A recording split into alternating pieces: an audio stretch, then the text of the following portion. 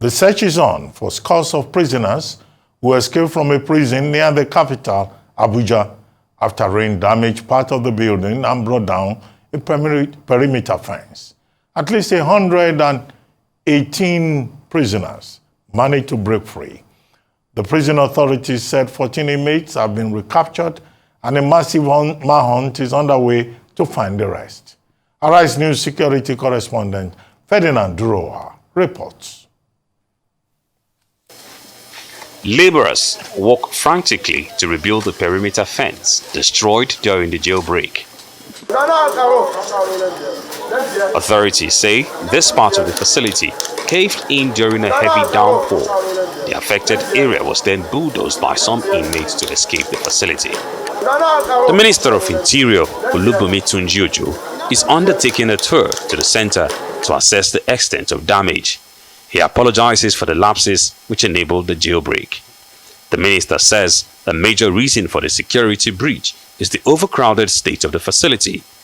Ojo laments that the facility built to house about 250 inmates held over 490 before the jailbreak. Many of them are awaiting trial. The manhunt is presently ongoing. We will do everything humanly possible to make sure that everyone is brought back. The minister says plans will be expedited to complete custodial centers under construction so overcrowded facilities can be decongested. And also, the president has also always been talking about urbanization eating into our correctional centers. And this is a clear testimony. You can look at the environment. It shows that we need to relocate a lot of our correctional centers we need to relocate them away from city centers. The medium security custodial center, Suleja, is located in the heart of the city. Analysts say the large population of the area threatens the security of the facilities. Some of the residents speak on the jailbreak. It was last night, there was a heavy downpour. So as a result, the windstorm now fell the fence of the correctional service here. So at least it's true that medium they use to now break part of the wall. Over hundreds that came out of the building, which most of them now took this route. If you can see, there are a pair of shoes there, and here these are their belongings. When I saw the fence fall, just hook one room, they have been coming out. We have been helping them that do not run again. They are stunning us, we are stunning them. They were stunning. One of them, we told him to go and call the remaining security. We would try the best for them. We are there. Before we know, we hear gun. Pew, pew. We can't stay there. From there, we just run. The residents say there is apprehension within the city due to fears some of the jailbreakers might begin to cause trouble. We have been scared too much since yesterday. Some of our people do not sleep in these houses. They are relocated to our father's houses, our women, because of the scare that they have here.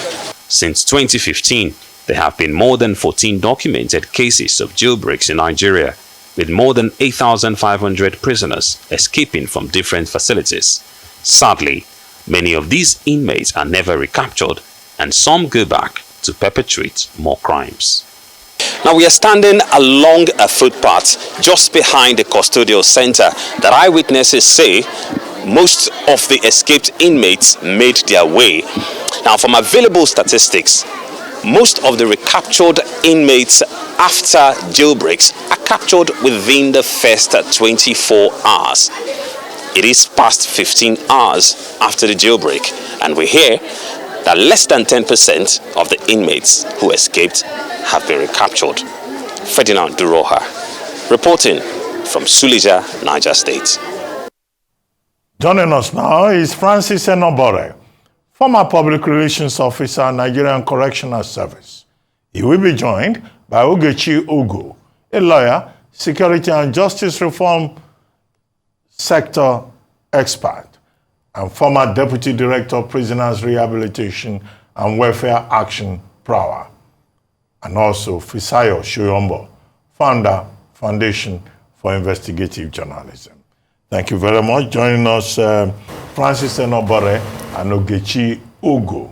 I understand that Fisaya Soyombo will join us later. Good morning. Good morning. Good morning. Good morning. Well, quickly, what's your take? These prisons were built during the colonial times. Even in terms of capacity, they are overstretched. This particular prison where Tunji Ojo is now saying, oh, this is as a result of a force majeure, act of God, act of nature, was built to hold just about 240 inmates, but we had 499 inmates there. So rain falls, the fence collapses, and then the inmates escaped. And we are being told that government will do everything within its capacity to bring back the escaped inmates. They couldn't do it in 2020 when we had a similar situation in Kutun Cafe. They couldn't do it when we had a similar situation in Ondo State. So why are these prisons just collapsing? Just like that. Francis Enobore, you have worked in the prisons as a spokesperson. Madam Ogu, you have been involved in Prawa. So what exactly is the issue? The minister is even telling us it's because of urbanization. What has urbanization got to do with having a proper correctional facility? Let me start with you, Mr. Enobore, given your experience, and then we'll come to Ms. Ogu. Thank you very much, Dr. Ruben Abati. But let me say that perhaps there is a little issue with the audio from your end. I didn't quite get what you said, but faintly, I presume you are talking about what the service is doing or has been doing to ensure that escapees are promptly rearrested and taken back to custody. Well, if that is the issue of concern, I want to say that yes, you rightly put it that not much has been achieved in this area. That is rearresting escapees. I want to say that on the part of the Nigerian Correctional Service, I'm aware that several interventions talking about IT rejuvenation to ensure that the particulars of every prisoner is well captured. That has been ongoing for a couple of years. We have a robust data bank of all inmates in our custody. But the question is, what do you do with the information? On several occasions, I've had the opportunity of interrogating these processes and say, look, in other climes, what works magic is sharing information about prisoners so that you disincentivize, you reduce the incentive for criminals to want to escape from custody. Because if you know you live today, tomorrow you'll be arrested, the urge to escape will be reduced. And what do they do over there? They share information about fugitives with different security organizations, different platforms that are engaged in e-commerce, in e-transaction. Go to shopping mall, go to petrol stations, go to wherever you can use your credit card, your ATM, wherever. Anything that contains your biodata, wherever you present such documents, you'll be reflagged and immediately arrested. But in our client, we have the information in our custody. We've been able to share with some sister security agencies. But these are people that you expect to keep running around the street looking for escapees. But if we are able to, synchronize our data with other platforms that carry out e-transaction, for instance, the NFIU, the banks, the giant shopping malls and filling station and all of that, and then you reflag their identities, it will be much easier for them to be rearrested.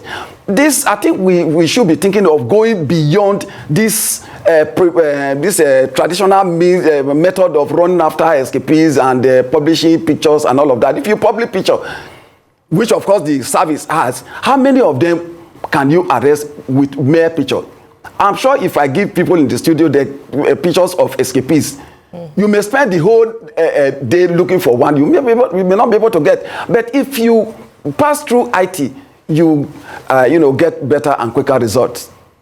Well, Mr. Ogechi, your take on this development. The Minister of the Interior saying, well, it's because prisons are now in, townships, and because of urbanization, that's a problem. Or that this was an act of God. So rain falls, the prison walls fall, and inmates escape. Even the prison is congested, over-congested. Paid for just about 229, over 400 persons in there. And then they say they will bring them back. They didn't do so in Cotton Cafe. They didn't do so in Okitipupa. They didn't do so in Abuja. Okay, maybe they will say they managed to rescue or recapture 2258. But if you take the cumulative number, prisoners are just escaping. Whether it's act of God or it's an attack on the prisons, what are we dealing with in terms of security for our correctional custodial facilities?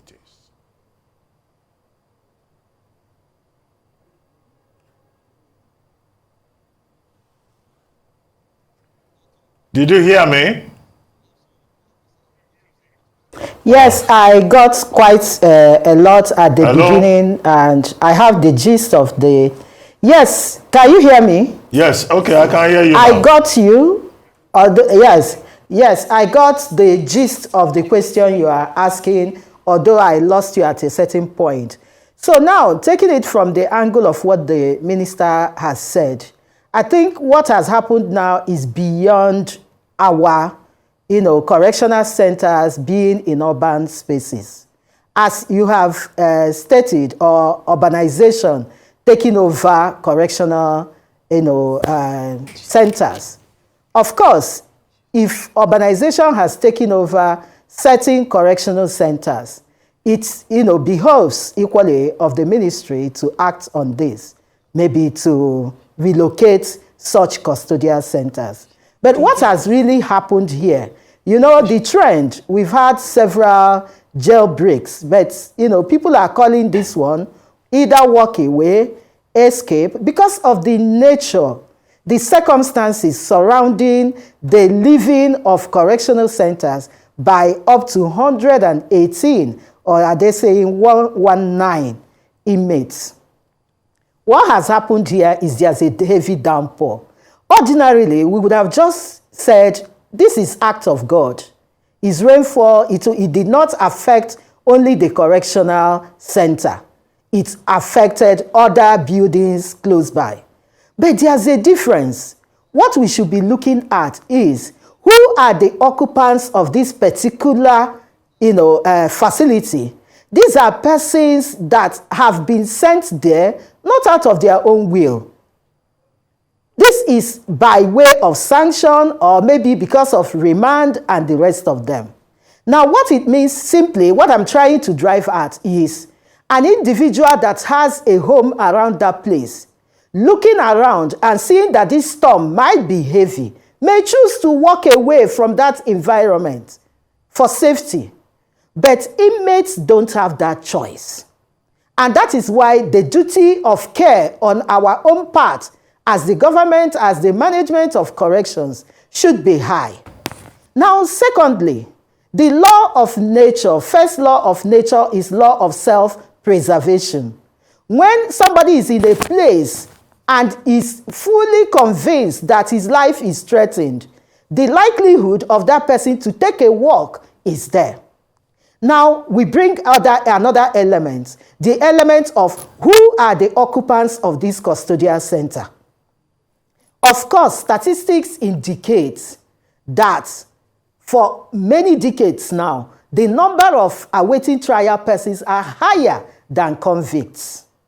Now, if we take more statistics, of the persons that escaped as against those that are remained back in custody, you might equally find out that those that escaped are those awaiting trial. They don't know what their fates are. They don't even know what next will happen. It could be out of apprehension. A convict that knows that he may leave custodial center in the next 2 months will run away from that facility at that point in time and come back later because he wants to be free and finally free. So all these speak to the issue of conditions of detention. And Section 9 of the Nigerian Correctional Service Act speaks to the kind of buildings that the minister can designate as custodial center, and goes down to talk about the sanitary condition, lighting, space, and everything. Now, what people that are in custody have lost is just that freedom of movement. It is not a death sentence. Even in a case where somebody in the custody is under death sentence, our laws don't speak to dying by a building falling on anybody as punishment. We don't have it in our laws. So what I'm saying in effect is that this has authenticated this thing that just happened, the recent US report on our custodial centers, speaking to the issue that some of these facilities are as old as 80, 70 years. It's not bad if there are 80 years, if there is maintenance, if there is constant upgrading, if there is rehabilitation of these facilities.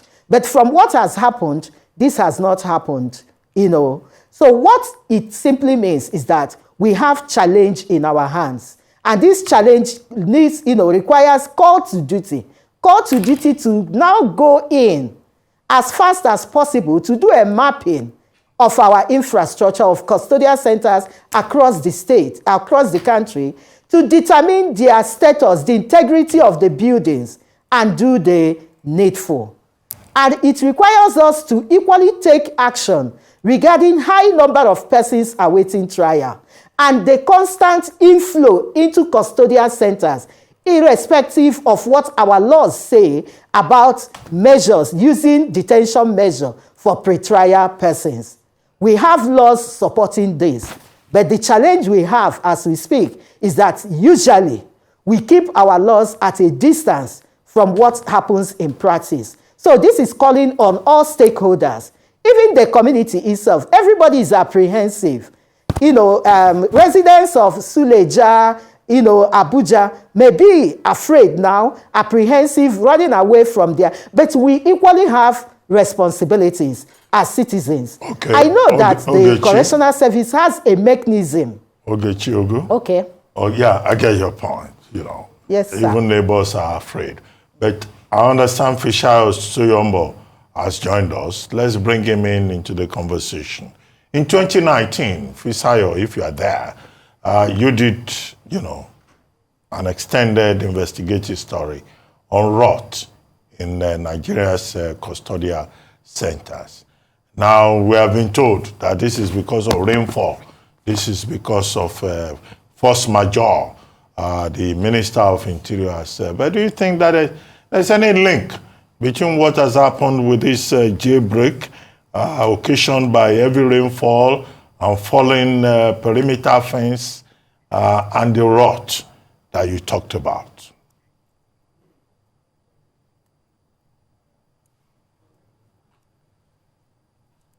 Hello? Strange development for me. I can hear you very clearly. Okay. You can hear me too.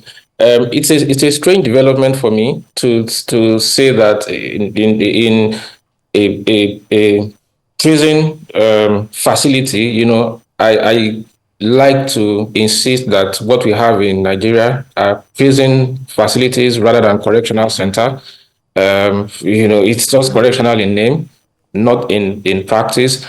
So if there is a downpour and a wall collapses, ideally, it's not enough to make prisoners escape. Because if you've been to a typical Nigerian prison, you have security officials lining the circumference of the prison at every point in time, such that even if someone threw the gates of a prison open, you would think twice before attempting to escape. You have officials of the police, the NSCDC, at least 5 security agencies have officials with guns, circling the prison, such that even if the gates were thrown open, you would think twice. So it's strange to me that because there was a downpour, hundreds of inmates thought they could escape without losing their lives, and they did. That's really strange to me. Typically, it's hard to have a jailbreak without insider collusion. It's really hard because, I've been there before. It's not just about the opportunity to escape, it's the fear, it's the understanding that you could get shot. So it's surprising to me, but again, it's Nigeria. Not virtually nothing is impossible. Something else that is of note is that I read a report in the Guardian newspaper, quoting an unnamed prison service official saying that the wall that collapsed was built with inferior facilities. The sand, the blocks were substandard, and attention was drawn to the management. So, which brings attention to the wider rot, in the country, that people get paid for projects, use of standard products, and they get away with it. The people who allocate the contracts get away with it. The people who execute the contract, get away with it. So it shows a deeper rot that we can't trust the people who execute projects in this country. And for me, it's personally concerning that inmates found a broken wall and thought they could escape. If gates were open, inmates should really be worried.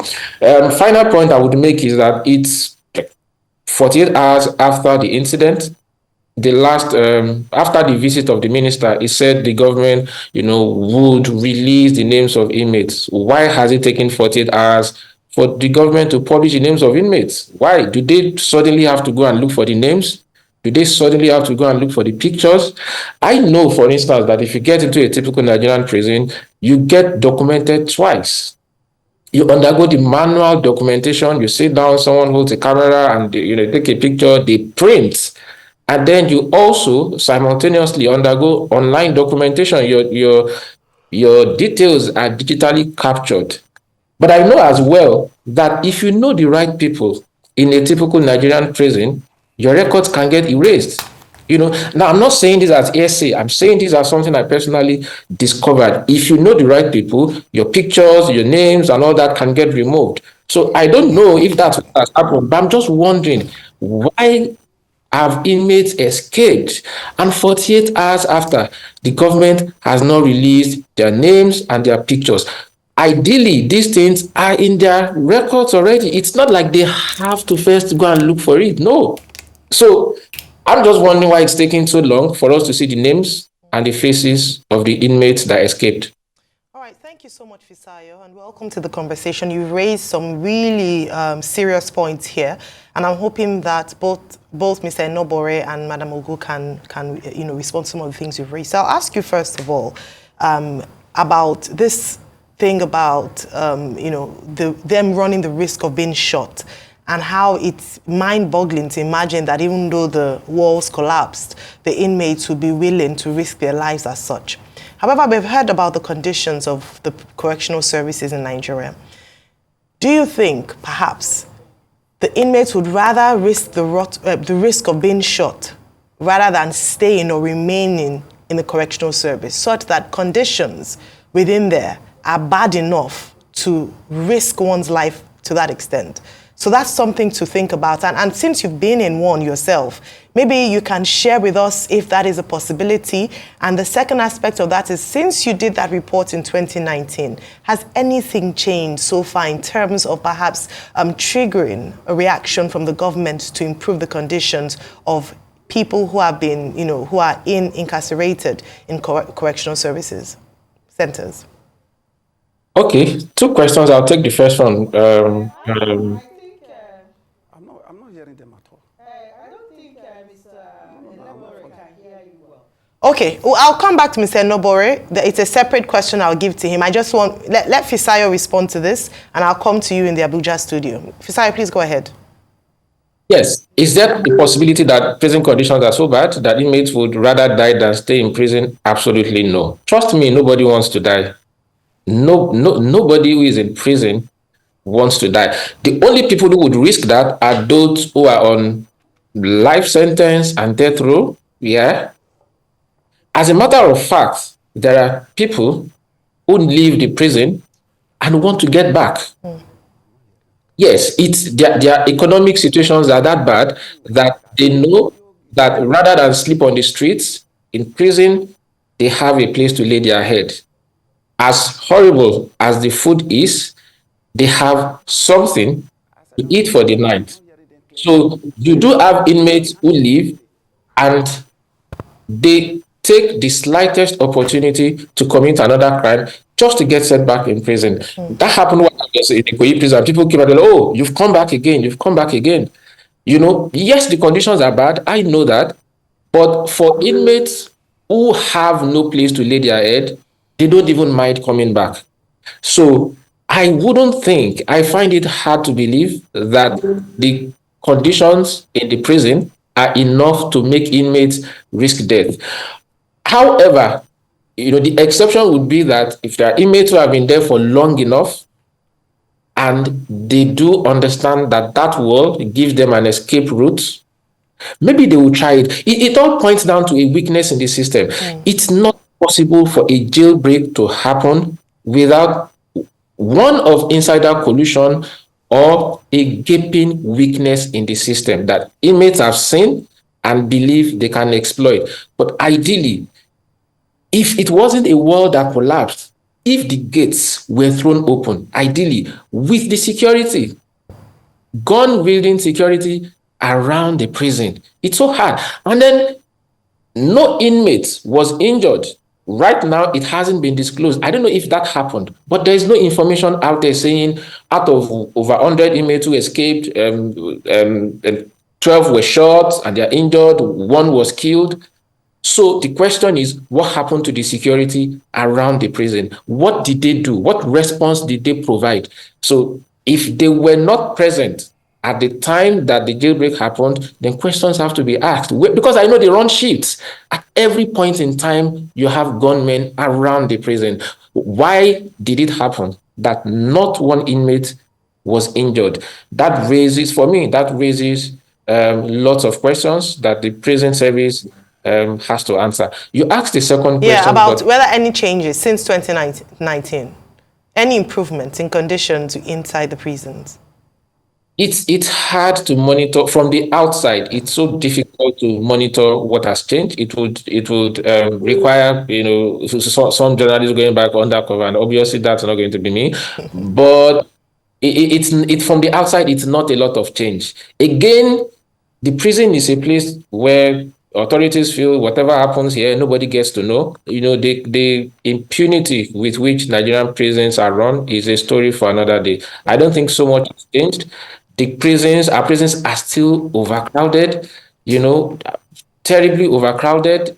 Feeding is horrible. You know, it's a place people go into and they usually come out worse, which is why I can't bring myself to refer to a Nigerian, you know, facility for incarcerated people as a correctional center. People go in and come out more hardened. I would say that something that needs to change in our legal system is that you can't go to court and at the first time of asking, the judge, the magistrate remands you in prison until a case is proven. We need to have a system whereby people have their first day in court and the judge can use their discretion to say, okay, this is a case that needs to have like 2-3 appearances before we say this person has to be remanded in prison. So, for instance, if I don't like Dr. Abati, if I just don't like his face, and I want to get him in prison, I can do it. I only need to bribe a policeman, cook up an allegation, you know, and then they take him to court. The first day he appears in court, the judge listens to, they call the case, the judge listens and says remand him in prison until certain conditions are met. The conditions then determined by the strength of the allegations against him. But that shouldn't happen. Your first time in court, you end up in prison. All right, thank you so much, Fisayo. Madam, Ms. Ogu, you were Deputy Director of the Prisoners Rehabilitation and Welfare Action, and you also serve as a security and justice reforms expert.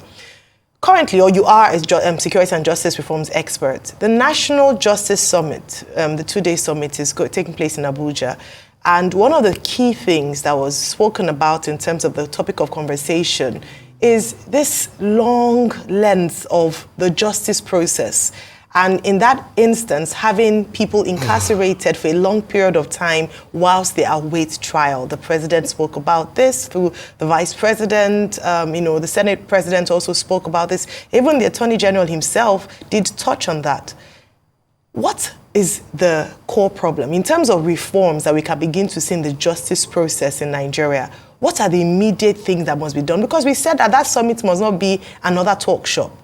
What can be done in the immediate to see that Nigerians have access to an efficient justice system so that it would even help to decongest our prisons? Okay, thank you, Ayo. I must make this correction now. I used to be, but I'm no longer the... Yes, I mentioned you served as Deputy Director, so previously served as Deputy Director of Power. Okay, I was former. I am no longer. So that's the correction I wanted to make. Now, talking about the issue of delays, the National Summit and the rest of them, I think my immediate response is that we should go ahead and implement our laws. We have enough laws to address the issue of delays in criminal trial. But the point is, we always have this gap between what the law says and what happens in practice. The Administration of Criminal Justice Act makes provision, has equally, the provisions speak to all the agencies of the criminal justice system in terms of what they need to do to ensure, speedy dispensation of justice. But where we are right now is we are still engaging in practices that make speedy dispensation of justice a difficult matter. Let's take, for example, our law enforcement agents are still doing what they used to do in terms of mass arrest. And often, you don't get to see that discretionary powers they have in terms of determining who should be sent to court in the first instance or not, or who should be detained or not. So the practice of what happens outside affects what happens inside. That's why we keep having heavy inflow. And there is severally, we equally see the practice of holding charge. The normal process and procedure should be investigate. And if you find something tangible, you arrest. And if you equally determine that this person should be a kind of high risk to the society, you detain. But that is not equally the case. So we quickly rush to court, we quickly place people on remand, and in most cases, we abandon the case, we don't follow up, and this person stay back in custody. And you remember that until a court of competent jurisdiction gives verdict, these people are still innocent. So we are asking, what should we do? What we should do is that we should implement our laws. And there should be oversight, accountability. When the wrong thing is done, the expectation is that whoever has done that wrong thing should answer, should account.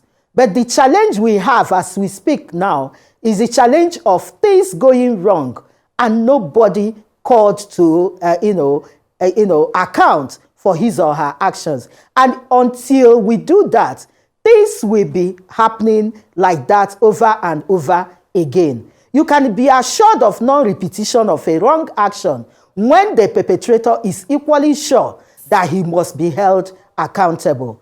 So no matter the kind of justice summit we are having, if we don't have that willingness, that political will, that intentionality in terms of ensuring that persons that have gone against our laws are held accountable, we will still be where we are. All right.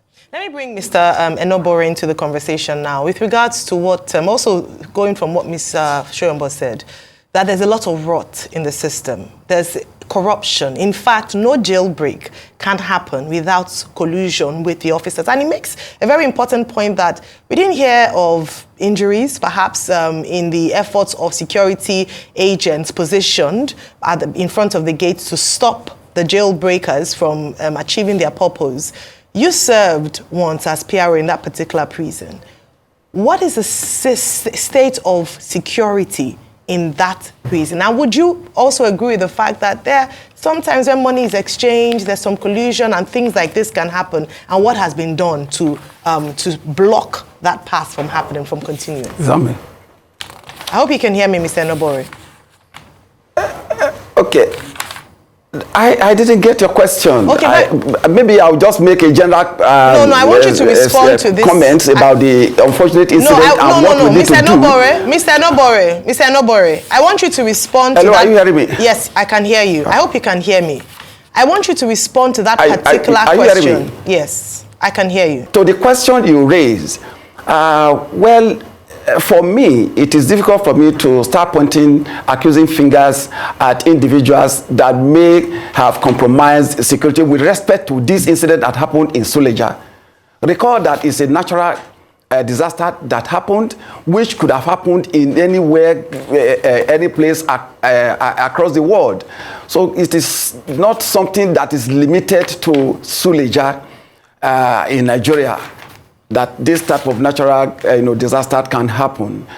However, I want to say that what the proactive measures that the system has always taken to ensure that custodial centers whose structural integrities have been compromised, either due to age or stress, will be well taken care of, is through this arrangement to have 3,000 capacity ultramodern custodial centers across the country, at least one in each of the 6 geopolitical zones. In Northwest, we already have that of Kano up and running. In this North Central here, Karishi, in the Federal Capital Territory, we have one that has been under construction for quite some time now. In 2017, 2018, there was this massive intervention, financial intervention from the federal government that led to the construction of that of Kanu. The North Central in Karishi, Federal Capital Territory, also took off, and one in Bori in South-South. Unfortunately, over the years, the allocation has been so tokenized that what is going in there makes it impossible for speedy completion of these facilities. I tell you, with the complex nature of these facilities, if we had them in place, the custodial center in Suleja will have no reason to be there. Even if you want to maintain it, it probably will be put into use for keeping other female or bolster, or you turn it to a bolster institution. The inmates that are of high risk, those that are of security concern, they can be assembled and kept in these facilities with reassured structural integrity. Unfortunately, that has not been the case. I think what we'll be talking about, the conversation really, to me, should be around the need to ensure that state government, because state governments are also major stakeholders in this whole issue that we are discussing. State governments should ensure that they speedily prosecute those they are keeping in custody. When we say custodial facilities are overcrowded, we have sometimes 90% awaiting trial persons. Go there and unbundle the statistics. You discover that majority of them, close to 90% of the awaiting trial, committed state offenses. So they will require state machinery to try them speedily. Because the one that happened in Suleja, we are worried because over 300 of them are awaiting trial out of 500 and something inmates. If you are tried, if they were tried, the Controller General of Corrections can transfer them to any other commodious custodial center across the country where we know that at least they will be kept in safe custody. But you cannot move them out of that place because they need to be close to the courts that are hearing their cases. So this is why we sometimes the authorities of the correctional service is, boxed to a corner. So we shouldn't encourage people to carry out action they are very sure will have security implication tomorrow. The Suleja we are talking about, the officer in charge may have seen that there are some structural defects here and there. Reports will be written. If you want to evacuate the inmate, where do you take them? If you want to move them to Gusau, for instance, where you have good structure, or even Calabar, where you have a good structure, how do you bring them back to Abuja to answer their cases?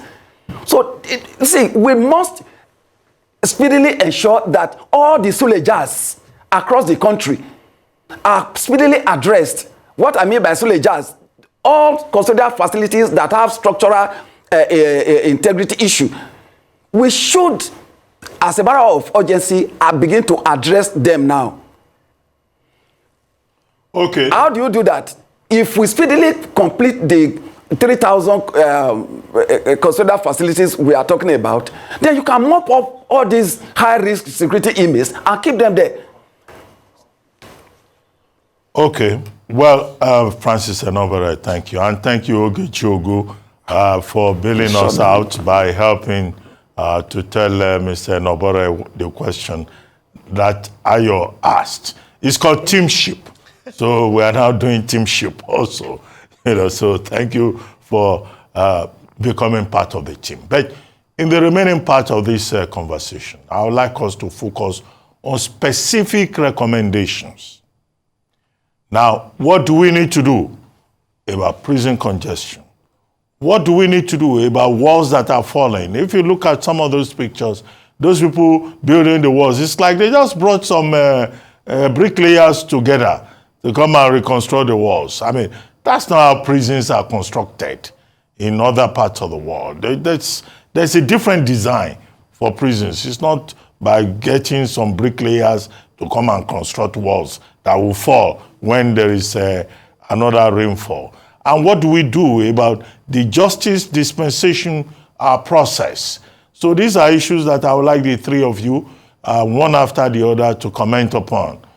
Concrete solutions, if you can outline them, if you can itemize them, and you speak directly to government in terms of what can be done about prison welfare, prison rehabilitation, and making sure that our prisons become really correctional in a real sense, rather than we changing nomenclature and yet continuing with old practices. So Ogechi Ogu, let's start with you. In terms of recommendation, I want us to take seriously the recent enlistment of the Correctional Service under concurrent legislative list. And this is a call on state governments to have interest to act on this recent development and put interest in the type of correctional system we have. They should take up this responsibility. Because as Mr. Francis Enobore has stated, most of the inmates in correctional centers are from the indigenes of that location. And most of them have run foul of laws of the state. And most of these laws are equally laws that have several petty minor offenses, environmental offenses, traffic offenses. So if we are going to look at this decongestion, in reality and clearly, intentionally, we should start addressing our criminal laws to ensure that the persons we are catching in this system, criminalizing, are people that are of high risk to the society. And when the state takes over and does the needful, the state will now start putting into consideration the cost of feeding people in custody and reduce the rates at which people are dumped in custody and are being fed on daily basis without maybe going to court. Now, in terms of the buildings, the infrastructure around the country, we must do a mapping. Mr. Francis has said that already. Let us know all the Sulejas that are around, all the buildings that internally are mud and externally you see cement covering them, so that the needful will be done. This is not a joke. This is serious. It's about us as a nation. So we must work together. All the agencies of criminal justice system, nobody is free from this. The courts, the arresting agencies, everybody is involved, all the stakeholders. Let us do the needful to ensure that this speedy dispensation of justice is what happens, and that we only put in custody those people that deserve to be in custody. We have laws supporting this. Well, Mr. Enobore, if you are there, specific recommendations. I know you already made one or two, but yes, what specific recommendations along the lines that I have? Thank you very much. At the risk of sounding like a broken record, I have always advocated the need for state governments to take responsibility for the laws they have created. Most of these inmates are their products. They need to make provision to take care of them. Sometimes it baffles me when you see a state governor, for instance, buying close to 200 vehicles for security agencies, and they concentrate on those that have arresting and detention powers. The agency that has the basket to collect all the collective harvests of all these other arresting agencies, sometimes you reluctantly give one vehicle to them to manage. You must take active interest in what happens to those you have arrested, because if they are not well taken care of while in custody, they come back worse criminals, and they will torment the people of your own state. You have the responsibility to take care of them, so you must do that. Secondly, I want to also appeal to the federal government. Security is not cheap. We have to face the fact. All the Sulejas, efforts should be made to revisit them. The 3,000 capacity custodial centers that are under construction, enough funds should be provided to complete them. Then, closely related to that is the need to have adequate personnel. We have always said this, that the personnel we have on ground is so small that they are not able to respond, swiftly to situations of emergency like we have just had. Even though this one happened in the night, under heavy rainfall, a wall has collapsed. The immediate concern of the officer in charge, and indeed any other custodial officer around, is to ensure that no inmate is trapped in the rubble. Is in the night, you barely see who is running and who is going somewhere, and is in a place that is so built up with civil population that you cannot begin to shoot sporadically. These are some of the issues some people that are giving it different directives have not considered. If they begin to shoot indiscriminately in an attempt to ensure that no inmate escape, the chances are that you kill innocent persons that are within the environment. So we need to also interrogate the need to have adequate personnel. And we have Nigerian Correctional Service has been unbundled from exclusive list to concurrent list. I want to ask you, sir, how many state governors have called the officers in charge of custodial centers in their state to say, give me the statistics of inmates in my state. Let me see their disposition. How do we move forward? How do we operationalize this new law now that has now given us power to create our own custodial center? Then when you begin to do that, we now begin to appreciate that you are taking responsibility of people that you have kept in custody. Then you now also show concern by looking at where they should be kept, because the law says keep them in safe custody. You are not arresting them to kill them. You are even those that have been sentenced to death. There's still a process. So we need to interrogate these processes. we are talking of a natural disaster.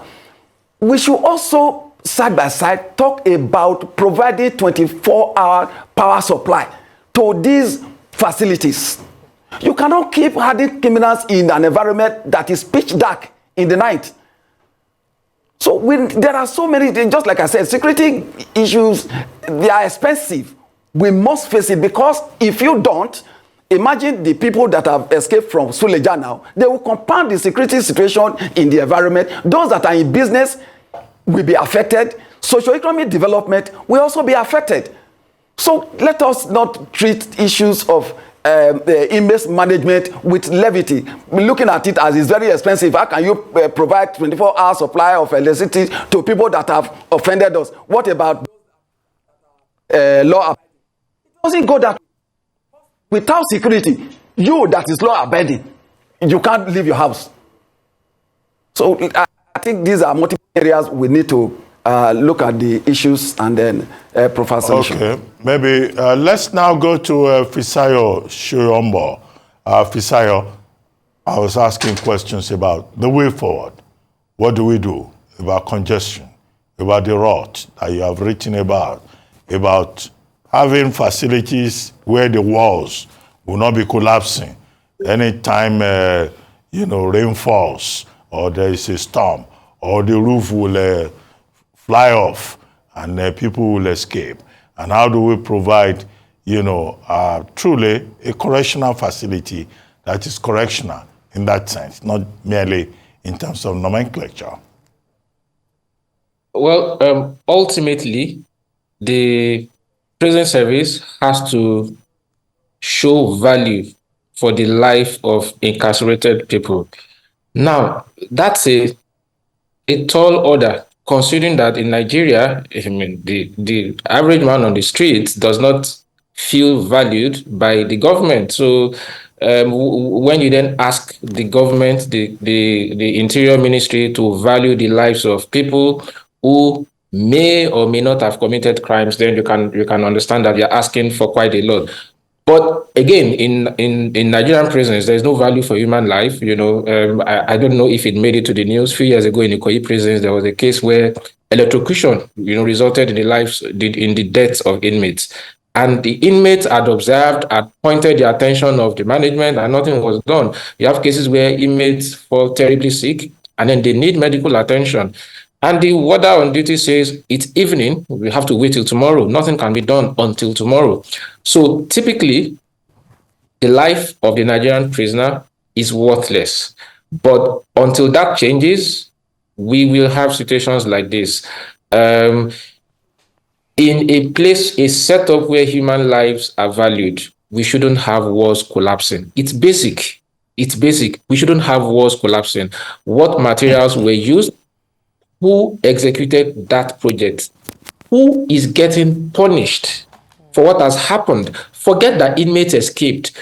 Even if no inmate escaped, if the wall of a prison collapsed, someone should be punished. Somebody should lose their job. Somebody should be fired. Somebody should be suspended because somebody approved that project. So we can't continue like this as a people, where every opportunity to divert funds to private pockets, we take it without wondering who is going to be the victim. So that has to change. The regard for human life has to be there. Our prisons shouldn't be this. We don't need that many people in prison. I've been there. While I was there, 2 minors, were brought in because they exchanged blows on the streets. They ended up in police cell. There was nobody to bribe the police. That's why they ended up in prison. Why do you need minors in prison?